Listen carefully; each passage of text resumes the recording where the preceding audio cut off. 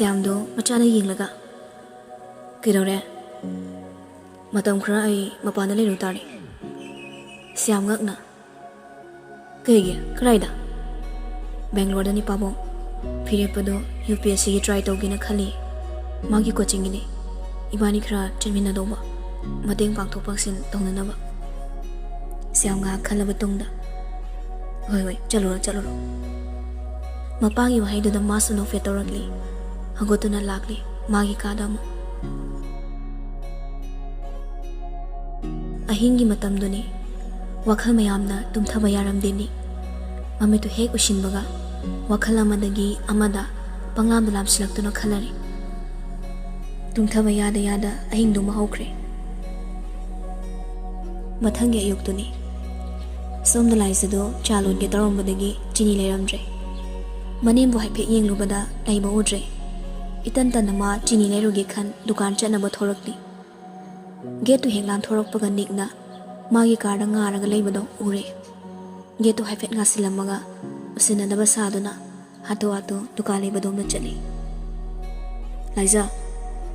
ꯂꯥꯏꯖ ꯆꯠꯂꯝꯕꯗꯒꯤ ꯆꯞ ꯂꯦꯞꯄꯤ ꯃꯍꯥꯛ ꯇꯨꯡꯗꯤ ꯑꯣꯟꯊꯣꯔꯛꯇꯦ ꯂꯥꯏꯖꯒꯤ ꯃꯅꯥꯛꯇꯨꯗ ꯆꯪꯁꯤꯜꯂꯒ ꯇꯞꯂꯕ ꯈꯣꯟꯖꯦꯜꯗ ꯍꯥꯏꯔꯛꯂꯤ ꯂꯥꯏꯖ ꯋꯥꯔꯤ ꯈꯔ ꯁꯥꯁꯦ ꯀꯩ ꯋꯥꯔꯤꯅꯣ ꯑꯩ ꯅꯪꯕꯨ ꯅꯨꯡꯁꯤꯌꯦ ꯂꯥꯏꯖ ꯑꯩ ꯅꯪꯕꯨ ꯂꯧꯕ ꯄꯥꯝꯃꯦ 이반이 ꯂꯨꯍꯣꯡꯉꯁꯦꯕ ꯂꯥꯏꯖ ꯐꯠ ꯑꯣꯟꯊꯣꯔꯛꯇꯨꯅ ꯁꯥꯎꯅꯤꯡꯅ ꯍꯥꯏꯔꯛꯂꯤ ꯃꯗꯨꯗꯤꯅꯦ ꯑꯣꯏꯔꯣꯏꯗꯕ ꯋꯥꯅꯤ ꯑꯃꯨꯛꯇꯪꯗꯤ ꯑꯌꯥꯕ ꯄꯤꯕꯤꯌꯨ ꯑꯩ ꯅꯪꯕꯨ ꯅꯨꯡꯁꯤꯌꯦ ꯍꯧꯖꯤꯛ ꯈꯨꯗꯛꯇ ꯄꯨꯗꯨꯅ ꯆꯠꯂꯨ ꯍꯥꯏꯔꯕꯁꯨ ꯑꯩ ꯉꯝꯅꯤ ꯅꯪꯒꯤ ꯑꯌꯥꯕꯗꯨꯗꯪ ꯄꯤꯕꯤꯌꯨ ꯂꯥꯏꯖ ꯁꯥꯎꯅ ꯈꯣꯟꯖꯦꯜ ꯑꯗꯨ ꯀꯟꯇꯛꯅ ꯍꯥꯏꯔꯛꯂꯤ ꯅꯪꯅ ꯑꯩ ꯅꯨꯡꯁꯤꯔꯁꯨ ꯑꯩꯗꯤ ꯅꯪ ꯅꯨꯡꯁꯤꯕ ꯂꯩꯇꯦ ꯅꯤ ꯅꯨꯡꯉꯥꯏꯇꯅ ꯍꯥꯏꯔꯛꯂꯤ ꯂꯥꯏꯖ ꯃꯐꯝꯁꯦ ꯊꯥꯗꯣꯛꯇꯨꯅ ꯌꯥꯝ ꯊꯨꯅ ꯆꯠꯈ꯭ꯔꯣ ꯃꯇꯨꯡꯗ ꯂꯩꯀꯥꯏꯁꯤꯗ ꯂꯥꯛꯄꯤꯒꯅꯨ ꯑꯩꯒꯤꯁꯨ ꯈꯔ ꯈꯟꯕꯤꯌꯨ ꯃꯤꯅ ꯐꯠꯇꯅ ꯍꯥꯏꯅꯗꯣꯏꯁꯦ ꯅꯨꯄꯥ ꯅꯪꯉꯣꯟꯗ ꯅꯠꯇꯦ ꯅꯨꯄꯤ ꯑꯩꯉꯣꯟꯗꯅꯤ ꯑꯩ ꯑꯗꯨꯅ ꯈꯪꯗꯦ ꯑꯩꯗꯤ ꯅꯪꯕꯨ ꯅꯨꯡꯁꯤ ꯑꯩ ꯅꯪ ꯂꯧꯅꯤ ꯑꯗꯨꯗꯤ ꯏꯀꯥꯏꯕ ꯈꯪꯗꯕꯒꯤ ꯋꯥꯅꯤ ꯂꯥꯏꯖ ꯀꯩꯒꯤ ꯑꯗꯨꯛ ꯊꯃꯣꯏ ꯀꯜꯂꯤꯅꯣ ꯑꯣꯏꯔꯣꯏꯗꯕ ꯋꯥꯗ ꯁꯨꯝ ꯇꯛꯑꯗꯤ ꯑꯩꯕꯨ ꯊꯃꯣꯏ ꯀꯜꯂꯦ ꯍꯥꯏꯕꯁꯦ ꯃꯁꯥꯅ ꯇꯥꯕꯅꯤ ꯑꯗꯨ ꯑꯣꯏꯔꯁꯨ ꯑꯩ ꯅꯪ ꯅꯨꯡꯁꯤ ꯂꯥꯏꯖ ꯂꯥꯏꯖꯗꯣ ꯁꯣꯔꯗꯣ ꯁꯥꯡꯅ ꯍꯣꯟꯇꯛꯂꯒ ꯑꯩꯅ ꯁꯦꯡꯅ ꯍꯥꯏꯖꯔꯤ ꯑꯩꯁꯦ ꯂꯩꯁꯥꯕꯤ ꯅꯠꯇꯦ ꯃꯧꯅꯤ ꯀꯅꯥ ꯑꯃꯒꯤꯗꯤ ꯂꯣꯏꯅꯕꯤ ꯁꯥꯒꯩ ꯑꯃꯗ ꯇꯤꯟꯈ꯭ꯔꯕꯤ ꯃꯧꯅꯤ ꯑꯩꯕꯨꯁꯨ ꯀꯥꯎꯕ ꯉꯝꯗꯕ ꯁꯤꯈ꯭ꯔꯦ ꯍꯥꯏꯅ ꯈꯟꯕꯤꯌꯨ ꯂꯥꯏꯖ ꯅꯪ ꯑꯩꯕꯨ ꯅꯨꯡꯁꯤꯕ ꯁꯨꯡꯉꯝ ꯉꯝꯂꯔꯣꯏꯗ꯭ꯔꯥ ꯃꯤꯀꯨꯞ ꯑꯃꯠꯇ ꯑꯣꯏꯔꯒꯁꯨ ꯑꯩꯕꯨ ꯅꯨꯡꯁꯤꯕ ꯉꯝꯂꯔꯣꯏꯗ꯭ꯔꯥ ꯂꯥꯏꯖꯗꯣ ꯃꯣꯡ ꯍꯥꯗꯅ ꯈꯨꯝꯃꯛꯂꯤ ꯑꯩꯗꯤ ꯅꯪꯕꯨ ꯁꯤꯈ꯭ꯔꯦ ꯍꯥꯏꯅ ꯈꯜꯂꯒꯦ ꯑꯗꯨ ꯑꯣꯏꯔꯗꯤ ꯅꯤꯡꯁꯤꯡꯕꯁꯨ ꯅꯨꯡꯁꯤꯕꯁꯨ ꯑꯃꯠꯇ ꯐꯥꯎꯔꯔꯣꯏ ꯑꯣ ꯐꯔꯦ ꯅꯪꯒꯤ ꯋꯥꯈꯜꯅꯕꯨ ꯑꯗꯨ ꯌꯧꯔꯗꯤ ꯀꯩꯁꯨ ꯀꯥꯏꯗꯦ ꯂꯥꯏꯖ ꯑꯩ ꯁꯥꯎꯗꯦ ꯅꯪꯒꯤ ꯑꯄꯥꯝꯕꯅꯤ ꯁꯥꯎꯐꯝꯁꯨ ꯊꯣꯛꯇꯦ ꯑꯔꯣꯏꯕ ꯑꯣꯏꯅ ꯑꯩꯅ ꯍꯥꯏꯖꯕꯁꯤꯃꯇꯪꯗꯤ ꯌꯥꯕꯤꯌꯣ ꯂꯥꯏꯖ ꯈꯨꯝꯗꯤ ꯇꯨꯃꯤꯟꯅ ꯑꯗꯨꯝ ꯂꯩ ꯑꯩ ꯍꯌꯦꯡꯁꯦ ꯕꯦꯡꯒ꯭ꯂꯣꯔꯗ ꯆꯠꯂꯅꯤ ꯅꯪ ꯍꯌꯦꯡꯁꯦ ꯑꯃꯨꯛꯇ ꯊꯣꯛꯄꯤꯔꯛꯑꯣ ꯂꯥꯏꯖ ꯉꯁꯤꯒꯤ ꯄꯨꯡꯐꯝꯁꯤ ꯑꯁꯤꯃꯛꯇꯅ ꯃꯁꯤ ꯈꯛꯇꯪꯗꯤ ꯅꯪꯅ ꯌꯥꯕꯤꯌꯣ ꯂꯥꯏꯖ ꯌꯥꯝ ꯅꯤꯡꯉꯝꯗꯅ ꯍꯥꯏꯖꯔꯛꯄꯅꯤ ꯑꯗꯨꯕꯨ ꯂꯥꯏꯖꯗꯤ ꯈꯨꯝꯂꯝꯗ ꯄ꯭ꯔꯞ ꯈꯣꯡꯂꯩ ꯊꯨꯅ ꯆꯠꯈ꯭ꯔꯦ ꯅꯤꯛꯇꯤ ꯑꯗꯨꯝ ꯂꯦꯞꯂꯒ ꯌꯦꯡꯗꯨꯅ ꯂꯩꯍꯧꯔꯤ ꯑꯁꯣꯝꯗꯅ ꯏꯖꯥꯃꯦꯂꯥ ꯃꯄꯥꯝꯆꯥꯗꯣ ꯅꯤꯛꯀꯤ ꯃꯌꯨꯝꯗ ꯑꯆꯥ ꯑꯊꯛ ꯃꯌꯥꯝ ꯑꯃ ꯄꯨꯗꯨꯅ ꯂꯥꯛꯂꯤ ꯁ꯭ꯌꯥꯝꯅ ꯏꯇꯥꯎ ꯆꯥꯛꯀ ꯆꯥꯗꯅ ꯍꯟꯈꯤꯕ ꯌꯥꯔꯣꯏꯀꯣ ꯍꯣꯏꯅꯦ ꯏꯇꯥꯎ ꯆꯥꯔꯒꯦꯅ ꯉꯥ ꯍꯦꯛꯇ ꯂꯩꯔꯒ ꯂꯥꯛꯑꯕꯅꯤ ꯁ꯭ꯌꯥꯝꯅ ꯉꯁꯤꯗꯤ ꯏꯆꯥꯒꯤ ꯈꯨꯠ ꯌꯦꯡꯕ ꯇꯥꯔꯦ ꯏꯖꯥꯕꯦꯂꯥꯅ ꯄꯥꯕꯨꯡ ꯑꯩꯗꯤ ꯆꯥꯛ ꯊꯣꯡꯕ ꯍꯩꯇꯦ ꯑꯗꯣ ꯄꯥꯕꯨꯡꯅ ꯆꯥꯅꯤꯡꯉꯗꯤ ꯌꯨꯇ꯭ꯌꯨꯕꯇꯒꯤ ꯑꯗꯨꯝ ꯌꯦꯡꯉ ꯊꯣꯡꯒꯦ ꯁ꯭ꯌꯥꯝꯅ ꯏꯍꯦ ꯌꯥꯔꯦ ꯆꯥꯛ ꯊꯣꯡꯕꯤꯁꯤꯡꯗ ꯑꯗꯨꯝ ꯊꯣꯡꯍꯜꯂꯒꯦ ꯏꯖꯥꯕꯦꯂꯥꯅ ꯑꯗꯣ ꯄꯥꯕꯨꯡ ꯅꯤꯛꯇꯤ ꯂꯩꯇ꯭ꯔꯣ ꯂꯩꯇꯦꯅꯦ ꯀꯗꯥꯏꯗ ꯆꯠꯈ꯭ꯔꯕꯅꯣ ꯑꯣ ꯍꯥꯏꯅꯔꯤꯉꯩ ꯇꯟꯖꯥꯗꯨꯗ ꯅꯤꯛꯀꯤ ꯒꯥꯔꯤꯁꯨ ꯊꯧꯖꯤꯜꯂꯛꯄꯒꯤ ꯃꯈꯣꯜ ꯇꯥꯔꯛꯂꯤ ꯏꯖꯥꯕꯦꯂꯥ ꯊꯣꯡꯂꯣꯝꯗ ꯆꯦꯞꯊꯔꯒ ꯌꯦꯡꯂꯤ ꯅꯤꯛꯁꯨ ꯄ꯭ꯔꯞ ꯆꯪꯉꯛꯂꯤ ꯃꯄꯥ ꯍꯣꯏꯅ ꯐꯝꯂꯤꯕꯗꯨꯗ ꯍꯟꯅꯁꯨ ꯌꯦꯡꯉꯝꯗꯦ ꯃꯥꯒꯤ ꯀꯥ ꯇꯝꯅ ꯑꯗꯨꯝ ꯄ꯭ꯔꯞ ꯆꯠꯈ꯭ꯔꯦ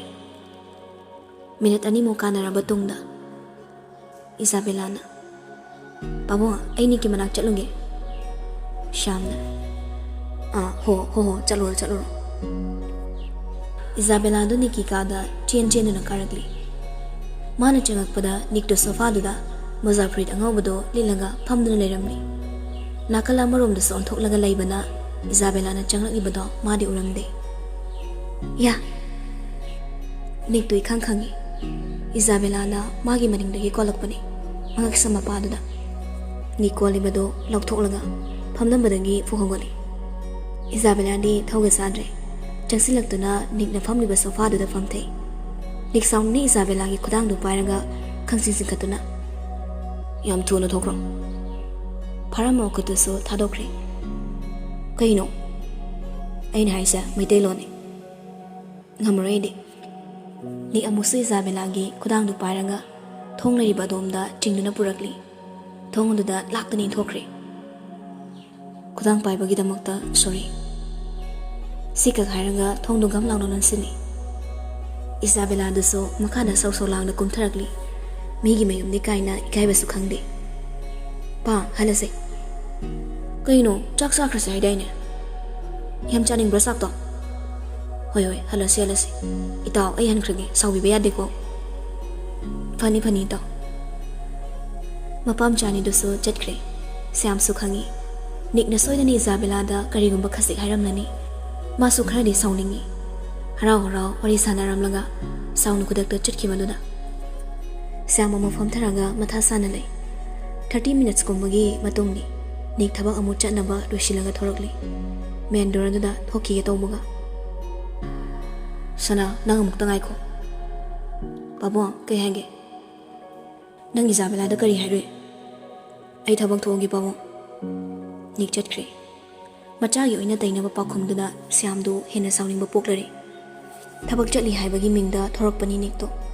Thabak mafamda chatpanate phire phoida lakpani. Hayeng chatpagi makhoi ni so wa khara tanai. Tasingni matomta leiba matamda wakhal hena khanjinuna leina ongadawre. Ayak tang kautholabasو khanna phire poiromda lakpani. Ngasa ayo wari pomba tamli. Khara tamthokhrabada masu wakhaldo khara yangbagum phauri. Tasingni wakhal leita fam khangdre. Laisigi wakhalna ngawri ma. Laisana fana haisarabaso madi laisabu nushibadi hajiksu mayeng taba leitana nushiri.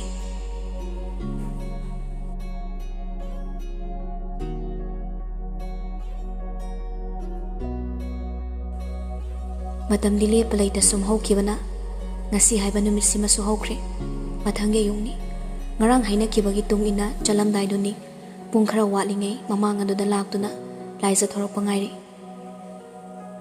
laisa bu ngairakpa pung ama phasilakli adubu laisa di thorok pa kawba leiramdi ni khudangi gari du da amuk yengli flight ki matangi pung di tasilakli khasik ta ngairi aroi boina ni gate maya adu da changsilaga Mana ngasai nagi pige khana porakpa pot adu thamli.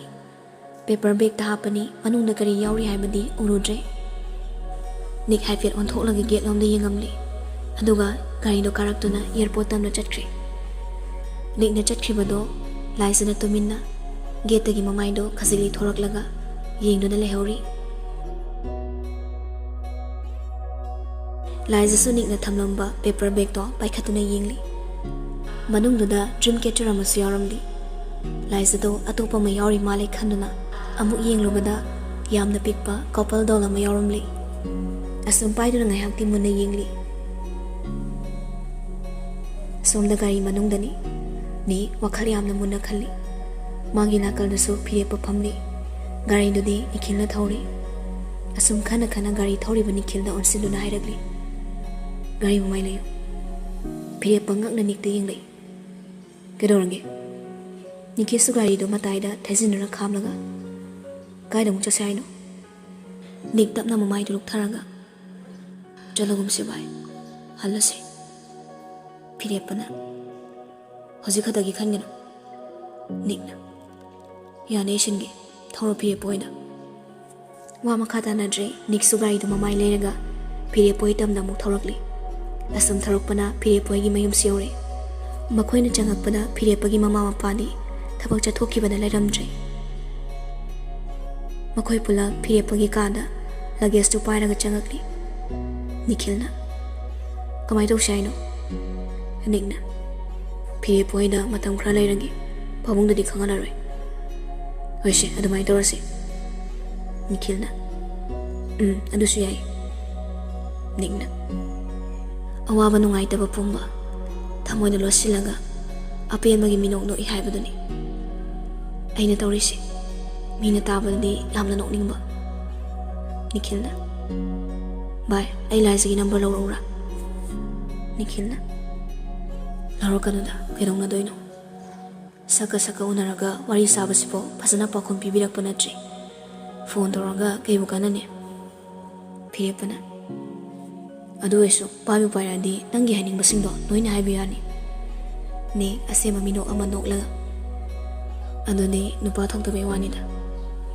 ꯅꯤꯈꯤꯜꯅ ꯆꯥꯛ ꯂꯥꯝꯃꯤ ꯆꯥꯛ ꯈꯔ ꯆꯥꯒꯦ ꯐꯤꯔꯦꯞꯄꯅ ꯍꯧꯔꯦ ꯃꯥꯒꯤ ꯊꯤꯕꯣꯡ ꯑꯁꯦ ꯑꯣꯟꯊꯣꯛꯅꯁꯨ ꯂꯥꯎꯈ꯭ꯔꯦ ꯂꯥꯎꯔꯁꯨ ꯃꯤꯃꯥꯡꯗ ꯊꯣꯔꯛꯀꯅꯨ ꯅꯤꯈꯤꯜꯅ ꯏꯃꯥꯟꯅꯕꯅꯤꯅ ꯍꯥꯏꯖꯕꯅꯤ ꯃꯤꯗꯣꯞꯇꯗꯤ ꯅꯠꯇꯦꯗꯅ ꯐꯤꯔꯦꯞꯄꯅ ꯂꯥꯎ ꯏꯇꯨꯡ ꯏꯟꯅꯔꯣ ꯅꯤꯈꯤꯜꯅ ꯑꯥꯔꯀꯦ ꯂꯥꯎꯗꯨꯅ ꯈꯔ ꯆꯥꯎꯁꯦ ꯅꯤꯛꯅ ꯆꯥꯎꯔꯣ ꯑꯩ ꯁꯤꯗ ꯁꯨꯝ ꯂꯩꯔꯝꯃꯒꯦ ꯃꯇꯥꯎ ꯑꯅꯤꯗꯨꯁꯨ ꯊꯣꯛꯈ꯭ꯔꯦ ꯑꯁꯨꯝ ꯐꯝꯅ ꯅꯤꯛ ꯃꯥꯒꯤ ꯐꯣꯟꯒꯤ ꯂꯣꯛ ꯁꯀ꯭ꯔꯤꯟ ꯋꯥꯜꯄꯦꯄꯔꯗꯨ ꯌꯦꯡꯂꯤ ꯑꯃꯨꯛꯁꯨ ꯆꯤꯝꯕꯥꯜꯗ ꯅꯣꯛꯐꯦꯠ ꯇꯧꯔꯛꯂꯤ ꯀꯣꯂꯦꯖ ꯀꯥꯔꯤꯉꯩ ꯃꯇꯝꯗ ꯃꯥꯅ ꯂꯣꯟꯅ ꯀꯥꯞꯍꯧꯕ ꯂꯥꯏꯖꯒꯤ ꯐꯣꯇꯣꯅꯤ ꯁꯣꯝꯗ ꯂꯥꯏꯖꯁꯨ ꯆꯥꯛ ꯊꯣꯡꯅ ꯋꯥꯈꯜ ꯃꯌꯥꯝ ꯑꯃ ꯈꯜꯂꯤ ꯐꯅ ꯃꯆꯤꯟꯗ ꯊꯤꯅ ꯉꯥꯡꯂꯕꯁꯨ ꯃꯤꯑꯣꯏꯕ ꯑꯃ ꯑꯣꯏꯅ ꯃꯥꯁꯨ ꯅꯤꯛꯀꯤ ꯃꯇꯧꯗ ꯅꯨꯡꯉꯥꯏꯇꯕ ꯐꯥꯎꯖꯩ ꯑꯃꯨꯛꯁꯨ ꯃꯥꯒꯤ ꯋꯥꯈꯜ ꯈꯜꯂꯒ ꯀꯣꯛ ꯁꯥꯅꯕꯅꯤ ꯈꯟꯗꯨꯅ ꯑꯇꯣꯞꯄ ꯋꯥꯈꯜ ꯑꯃ ꯑꯣꯏꯅ ꯈꯟꯅꯕ ꯍꯣꯠꯅꯖꯩ ꯑꯁꯨꯝꯅ ꯆꯥꯛ ꯊꯣꯡꯂꯤꯉꯩ ꯃꯃꯥ ꯏꯕꯦꯝꯃ ꯒꯥꯏꯇ꯭ꯔꯤꯃꯂꯥ ꯆꯪꯉꯛꯇꯨꯅ ꯏꯕꯦꯝꯃ ꯀꯩ ꯍꯥꯏꯒꯦ ꯏꯃꯥ ꯍꯧꯖꯤꯛꯀꯤ ꯏꯕꯨꯡꯉꯣꯗꯣ ꯂꯥꯏꯖ ꯄꯥꯈꯠꯅ ꯍꯩꯃ ꯀꯅꯥꯅꯣ ꯄꯨꯟꯁꯤꯕ ꯍꯥꯏꯗꯣ ꯂꯥꯏꯖ ꯁꯣꯔ ꯑꯃ ꯍꯣꯟꯗꯣꯛꯆꯩ ꯑꯣ ꯀꯩ ꯍꯥꯏꯔꯛꯏꯅꯣ ꯏꯃꯥ ꯅꯪ ꯍꯤꯗꯥꯛꯇꯣ ꯂꯣꯏꯔꯕ꯭ꯔꯥ ꯍꯪꯉꯛꯄꯅꯤ ꯂꯣꯏꯗ꯭ꯔꯤ ꯏꯃꯥ ꯐꯔꯦ ꯐꯖꯅ ꯊꯣꯡꯖꯔꯣ ꯆꯥꯛꯇꯣ ꯂꯥꯏꯖ ꯆꯥꯛ ꯊꯣꯡꯂꯤꯕꯗꯣ ꯂꯣꯏꯁꯤꯜꯂꯝꯂꯒ ꯃꯥꯒꯤ ꯀꯥꯗ ꯀꯥꯔꯛꯂꯤ ꯐꯃꯨꯡꯗ ꯊꯥꯔꯤꯕ ꯑꯗꯣꯝꯗ ꯂꯥꯛꯇꯨꯅ ꯐꯃꯨꯡ ꯃꯊꯛꯇꯨꯗ ꯉꯁꯥꯏ ꯅꯤꯛꯅ ꯄꯤꯔꯝꯕ ꯗ꯭ꯔꯤꯝ ꯀꯦꯆꯔ ꯑꯃꯗꯤ ꯀꯣꯄꯜ ꯗꯣꯜꯗꯣ ꯄꯥꯏꯈꯠꯂꯒ ꯌꯦꯡꯂꯤ ꯃꯆꯤꯟꯗ ꯇꯞꯅ ꯁꯣꯜꯂꯤ ꯑꯩꯕꯨ ꯍꯨꯟꯗꯣꯛꯈ꯭ꯔꯁꯤꯔꯅꯦ ꯅꯠꯇ꯭ꯔꯒ ꯊꯝꯈꯤꯁꯤꯔꯥ ꯉꯥꯏꯍꯥꯛ ꯁꯨꯝ ꯄꯥꯏꯁꯤꯟꯗꯨꯅ ꯂꯩ ꯋꯥꯈꯜ ꯑꯃ ꯂꯥꯛꯇꯨꯅ ꯃꯥꯒꯤ ꯀꯥꯒꯤ ꯊꯣꯡꯅꯥꯎ ꯂꯩꯔꯤꯕ ꯑꯗꯣꯝꯗ ꯂꯥꯛꯂꯤ ꯊꯣꯡꯅꯥꯎ ꯑꯗꯨꯒ ꯊꯪꯅꯅ ꯂꯩꯔꯤꯕ ꯁ꯭ꯇꯗꯤ ꯇꯦꯕꯜ ꯑꯗꯨꯒꯤ ꯃꯊꯛꯇ ꯀꯣꯄꯜ ꯗꯣꯜ ꯑꯗꯣ ꯐꯖꯅ ꯂꯦꯞꯍꯜꯂꯒ ꯊꯝꯂꯤ ꯑꯗꯨꯒ ꯗ꯭ꯔꯤꯝ ꯀꯦꯆꯔ ꯑꯗꯨꯅ ꯊꯣꯡꯅꯥꯎ ꯑꯗꯨꯗ ꯀꯤꯁꯤꯜꯂꯒ ꯌꯥꯟꯁꯤꯜꯂꯤ ꯗ꯭ꯔꯤꯝ ꯀꯦꯆꯔ ꯑꯗꯨꯗ ꯌꯦꯡꯅ ꯃꯄꯤ ꯁꯤꯟꯊꯔꯛꯂꯤ ꯗꯗꯥ ꯅꯨꯡꯁꯤꯠꯀꯤ ꯁꯥꯎꯕꯗꯨꯅ ꯗ꯭ꯔꯤꯝ ꯀꯦꯆꯔ ꯑꯗꯣ ꯇꯞꯅ ꯍꯥꯏꯔꯤ ꯃꯇꯝꯗꯤ ꯍꯧꯖꯤꯟꯈ꯭ꯔꯦ ꯁꯣꯝꯗ ꯑꯍꯨꯝꯗꯨꯁꯨ ꯍꯧꯖꯤꯛ ꯐꯥꯎꯕ ꯄꯨꯜꯂꯤ ꯐꯤꯔꯦꯞꯄꯒꯤ ꯃꯃꯥꯗꯗꯤ ꯑꯁꯦꯡꯕ ꯄꯨꯝꯕ ꯍꯥꯏꯔꯤ ꯈꯪꯍꯜꯂꯤ ꯑꯗꯨꯕꯨ ꯃꯄꯥꯗꯗꯤ ꯋꯥ ꯂꯣꯠꯂꯤ ꯅꯤꯈꯤꯜꯅ ꯂꯥꯏꯖꯔꯣꯝ ꯆꯠꯄꯗꯤ ꯀꯃꯥꯏ ꯇꯧꯕ ꯅꯤꯛꯅ ꯆꯠꯀꯅꯤ ꯅꯤꯈꯤꯜꯅ ꯍꯥꯟꯅꯁꯨ ꯃꯄꯥꯟ ꯆꯠꯂꯅꯤ ꯍꯥꯏꯖꯤꯜꯂꯨꯒꯨꯝ ꯇꯧ ꯅꯪꯉꯨꯅ ꯆꯤꯟꯊꯤꯕ ꯑꯃꯨꯛ ꯇꯥꯍꯜꯂꯅꯤꯅꯦ ꯅꯤꯛꯅ ꯐꯣꯡꯅ ꯆꯠꯇ꯭ꯔꯁꯨ ꯂꯣꯟꯅ ꯆꯠꯇꯣꯏꯅꯤ ꯅꯤꯈꯤꯜꯅ ꯂꯦꯗꯤ ꯀꯤꯂꯔꯗꯧꯅ ꯅꯤꯛ ꯃꯃꯤꯠꯇꯣ ꯅꯤꯈꯤꯜꯗ ꯄꯩꯔꯞ ꯌꯦꯡꯂꯤ ꯅꯤꯈꯤꯜꯅ ꯖꯁ ꯖꯣꯀꯤꯡ ꯅꯤꯛꯅ ꯃꯤꯃꯥꯟꯅꯗ꯭ꯔꯕ ꯄꯨꯟꯁꯤ ꯍꯥꯏꯗꯨꯅꯤꯗ ꯅꯤꯈꯤꯜꯅ ꯃꯊꯣꯡ ꯃꯔꯝ ꯈꯪꯗꯕ ꯆꯨꯔꯜꯁꯦ ꯑꯃꯨꯛ ꯍꯧꯔꯛꯏ ꯆꯨꯝꯗꯕ꯭ꯔꯥꯅꯦ ꯐꯤꯔꯦꯞꯄꯅ ꯑꯥꯔꯀꯦ ꯕꯕꯥꯒꯤ ꯃꯃꯥꯡꯗꯗꯤ ꯅꯨꯡꯉꯥꯏꯇꯕ ꯈꯣꯠꯇꯕꯁꯤꯡꯗꯣ ꯎꯠꯄ ꯌꯥꯗꯦꯀꯣ ꯑꯃꯔꯣꯝꯗꯗꯤ ꯌꯥꯝ ꯆꯦꯟꯖ ꯇꯧꯔꯤꯅ ꯏꯁꯧꯁꯨ ꯂꯥꯡꯈꯤꯗ꯭ꯔꯦꯗꯣ ꯂꯣꯕꯦꯔꯤꯌꯥꯅ ꯅꯥꯔꯕꯅꯤꯅ ꯌꯥꯝ ꯊꯤ ꯂꯦꯝꯈ꯭ꯔꯦ ꯅꯤꯈꯤꯜꯅ ꯍꯣꯏꯅꯦ ꯄꯣꯏꯟꯗꯤ ꯁꯤ ꯂꯩꯔꯦ ꯅꯤꯛꯅ ꯍꯥꯟꯅꯩ ꯃꯑꯣꯡꯗꯣ ꯑꯃꯨꯛ ꯍꯟꯖꯤꯜꯂꯣ ꯍꯥꯏꯔꯣ ꯍꯧꯔꯔꯣ ꯅꯤꯈꯤꯜꯅ ꯌꯥꯔꯦꯗ ꯈꯔ ꯂꯩꯔꯗꯤ ꯂꯥꯏꯖꯒꯤ ꯐꯤꯖꯤ ꯄꯥꯏꯔꯒ ꯏꯟꯅꯒꯦꯅ ꯍꯥꯏꯔꯛꯑꯅꯤ ꯅꯅꯞꯀꯗꯣ ꯊꯨꯠ ꯆꯤꯟꯈꯠꯂꯒ ꯅꯪꯅꯕꯨ ꯍꯥꯏꯔꯗꯤ ꯂꯦꯇ꯭ꯔꯤꯟꯗꯒꯤ ꯊꯤ ꯀꯣꯠꯂꯒꯦꯅ ꯂꯩꯔꯕ ꯍꯦꯟꯁꯝ ꯋꯥꯔꯥ ꯀꯥꯏꯗꯨ ꯑꯣꯏꯔꯛꯀꯗꯧꯔꯤꯕꯅꯤꯅꯦ ꯐꯤꯔꯦꯞꯄ ꯅꯣꯛꯂꯒ ꯍꯥꯠꯈ꯭ꯔꯦꯍꯦ ꯅꯤꯛꯅ ꯃꯁꯤꯒꯤ ꯂꯦꯇ꯭ꯔꯤꯟ ꯕꯣꯏꯁꯤꯅ ꯍꯥꯏꯔꯒ ꯅꯪꯅ ꯅꯣꯛꯏꯅꯦꯕ ꯅꯤꯈꯤꯜꯅ ꯐꯥꯒꯤ ꯍꯥꯏꯁꯤꯗꯤ ꯅꯣꯛꯑꯒ ꯃꯄꯨꯡ ꯐꯥꯕꯅꯤ ꯂꯤꯇꯜ ꯕꯣꯏ ꯅꯤꯛꯅ ꯆꯠꯂꯣ ꯅꯣꯏꯅꯤ ꯀꯥꯏꯗꯅꯣꯝ ꯆꯠꯂꯣ ꯑꯩ ꯉꯥꯏꯍꯥꯛꯇ ꯇꯨꯃꯤꯟꯅ ꯍꯤꯞꯀꯦ ꯌꯥꯝ ꯆꯒꯠꯅꯤ ꯅꯤꯈꯤꯜꯁꯨ ꯃꯥꯒꯤ ꯐꯥꯒꯤꯗꯨ ꯍꯦꯟꯖꯤꯜꯂꯛꯂꯤ ꯍꯤꯞꯃꯤꯟꯅꯁꯤ ꯅꯤꯛꯅ ꯅꯃꯥꯏ ꯃꯤꯅꯥꯏꯁꯤꯗꯤ ꯌꯥꯝ ꯊꯨꯅ ꯆꯠꯈ꯭ꯔꯣ ꯆꯠꯂꯣ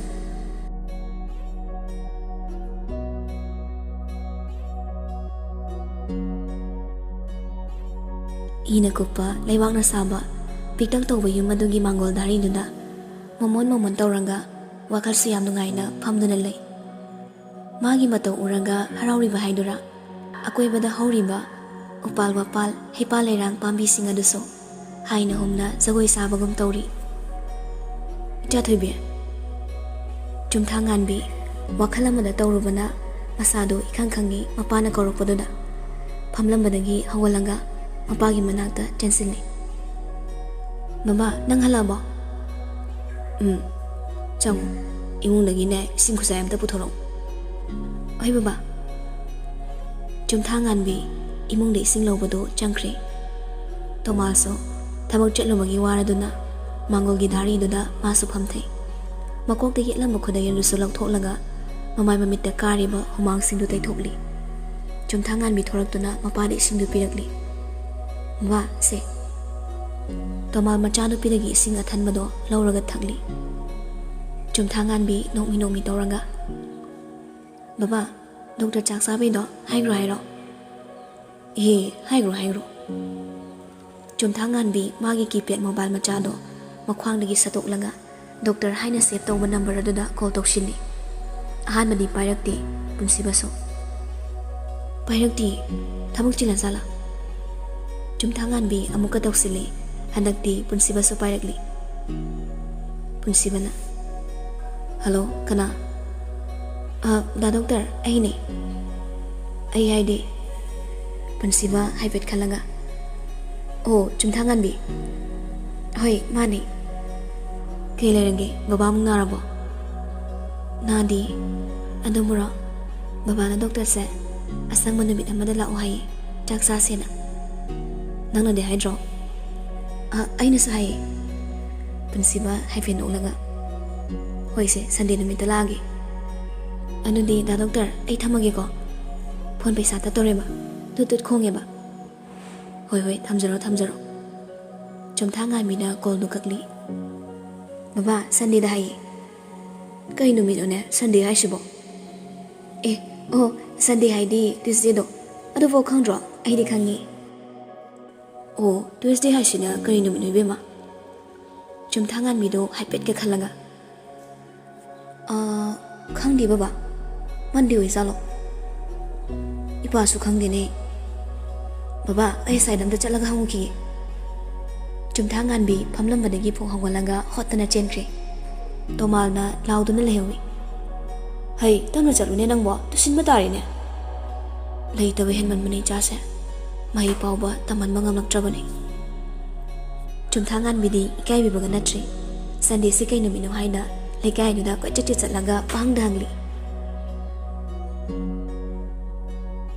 ꯅꯨꯃꯤꯗꯥꯡꯒꯤ ꯃꯇꯝꯅꯤ꯫ ꯀꯦꯂꯦꯟꯗꯔꯗꯨꯗ ꯃꯨꯟꯅ ꯌꯦꯡꯂꯒ ꯖꯅꯨꯋꯥꯔꯤꯒꯤ ꯗꯦꯠ 3 ꯁꯟꯗꯦꯗꯨꯗ ꯄꯦꯟ ꯑꯃ ꯄꯥꯏꯔꯒ ꯈꯣꯔꯣꯛ ꯀꯣꯏꯁꯤꯜꯂꯤ꯫ ꯁꯤ ꯑꯣꯏꯔꯗꯤ ꯁꯨꯛꯀꯥꯎ ꯀꯥꯎꯕꯤꯔꯔꯣꯏ꯫ ꯆꯨꯝꯊꯥꯡꯉꯥꯟꯕꯤ ꯃꯈꯨꯠꯀꯗꯨ ꯊꯦꯛꯂꯒ, ꯑꯁ, ꯅꯨꯃꯤꯠ 2 ꯋꯥꯠꯂꯤꯅꯦ ꯁꯤꯗꯤ꯫ ꯀꯩꯒꯤꯅꯣ ꯑꯁꯨꯛ ꯌꯥꯝ ꯋꯥꯅ ꯍꯥꯏꯔꯛꯏꯁꯤꯕꯣ? ꯇꯣꯃꯥꯜꯅ, ꯍꯩ, ꯇꯨꯝꯅꯕ ꯇꯧꯔꯣꯅꯦ, ꯍꯌꯦꯡ ꯃꯊꯪꯕꯨ ꯀꯌꯥꯝ ꯀꯨꯏꯕ ꯅꯨꯃꯤꯠꯅꯣꯅꯦ? ꯆꯨꯝꯊꯥꯡꯉꯥꯟꯕꯤꯁꯨ ꯄꯩꯔꯒ ꯏꯃꯨꯡ ꯂꯣꯝꯗ ꯇꯨꯝꯕ ꯆꯪꯈ꯭ꯔꯦ꯫ ꯑꯁꯨꯝꯅ ꯅꯨꯃꯤꯠꯇꯤ ꯍꯧꯖꯤꯟꯈꯤꯕ ꯈꯪꯍꯧꯗ꯭ꯔꯦ꯫ ꯁꯟꯗꯦ ꯅꯨꯃꯤꯠꯅꯤ꯫ ꯆꯨꯝꯊꯥꯡꯉꯥꯟꯕꯤ ꯈꯣꯏꯁꯨ ꯂꯝꯁꯨ ꯈꯔ ꯂꯥꯞꯄꯅ ꯃꯔꯝ ꯑꯣꯏꯔꯒ ꯄꯨꯟꯁꯤꯕꯁꯨ ꯉꯟꯅ ꯂꯣꯏꯁꯤꯟꯗꯨꯅ ꯊꯣꯔꯛꯂꯤ꯫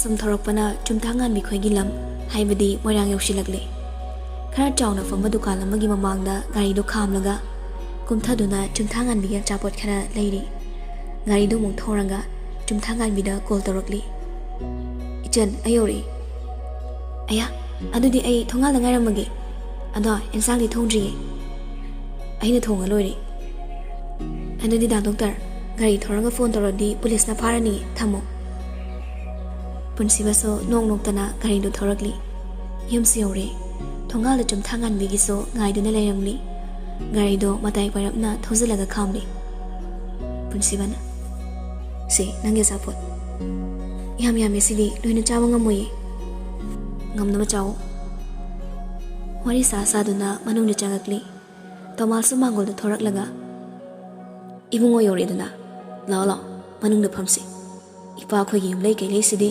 ꯀꯌꯥ ꯖꯨꯒꯣꯠ ꯆꯥꯕ ꯅꯠꯇꯦꯗꯣ꯫ ꯕꯕꯥ, ꯀꯩꯁꯨ ꯀꯥꯏꯗꯦꯗ, ai mangol sida sum famlange hoi ipa su nga semurange pa tagi phabanina khradi thengri baba nga doi semage yade ipa sum semage yani baba ai semge chumtha ngan bina so dada semuno pirol do ngahing manam namani namjasanu kaino nong phadok po punsiman namdana nga do mani semba tari sumangi ingkol thangna naba jaga aduda nga do semawri nakalda chumtha ngan bisu phamlaga punsiban semli ba nga do yengli dada nang adom nga sembro yum daso semdi adudi kanana babana ro asembo do lei summanadi henmani bo hawba ngi pa lei bro leina ai su khra pabiyo asembi chaning bro chaning ni adudi horen chasiko hi su tong seba nangbu hi thawbai bro haina da doctor dik isu hairamoi haine is phagi dorido horen thawro thawni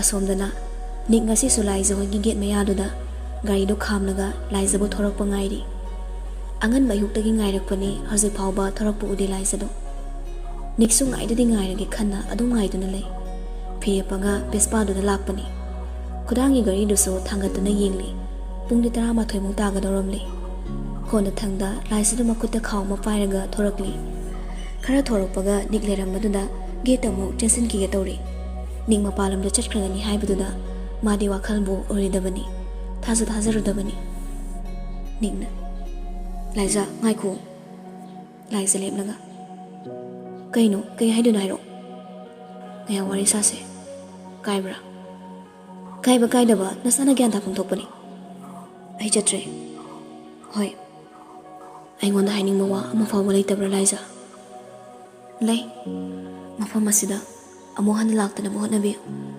ai wakaso kudakta thadokpio maduna taba ahen bakeshu leiti laiza ai proposal do amutari yambiyo ai hauji so haigi ai nang manu shi laiza yadre khangnaga asumta idu kaizadro nung fawba takpakalani tume ena haina baduni madudine warigi wani taibang dadi aina thoongani ai changage yam yetlabra ise sikrora madudi pangda bai wani nangna siraga nangi mangsabani aigi mangsabadi kaishu leite kap tosunati laiza adumna thamoi kanmi oiganuba wakhal do khra munna khantabiyo kedongi khanba yabu khalaba tungdani aina haiba pumbase laiza sauna khondo khra kandak nairagli nangna samasibo maithiba piba ngamadro miyamgi machin nangna melma ngamladra nangna ibo miyamangduda nangi loina bini haiduna lena bangamadro o samaski bagi oire nik mangi gari khamni badom da laklaga khara tonglap tawba mafaman mada lepnaga makhut ani do khallaga kanna khonjal hauna lauri mipum kurimak loina tabi horo ngasi dagi laijisi aigi loina bi orebani aigi nupi mongona mi iyang karan chanba mabu fattana ngangnaba mi amata aina lemna tharui loina hatkani nik laisagi manakta amuk chansilaklaga harau haisiragli laiza ai samas pukidi nangnada aigi damang lepiyo masida thorokpa afaba phataba pumnama aina mayoknaba ngamgani ai hana swai kriduni nangna topa kanana chelorbaso longrabaso ai nangbudi lawba ngamni maramdi ai nang munushi laiza wa ngangi badu loimaga momon kasanokli